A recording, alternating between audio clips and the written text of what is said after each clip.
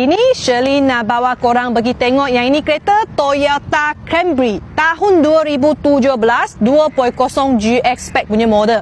Ini kereta memang sangat kurang orang jual dekat second hand lah sebab dia tahan lasak, maintenance dia pun senang. So boleh nampak sini dia punya cat original, color warna putih, sarung dengan lampu semua masih cantik lagi, kilat lagi. Sini dia punya sport rim original 17 inci.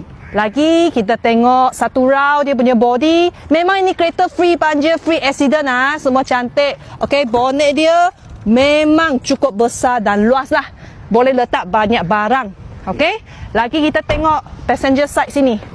Okey, belakang boleh nampak seat dia semua leather seat lah. Semua cantik, dark brown color. Memang tahan kotor. Aircon blower semua ada.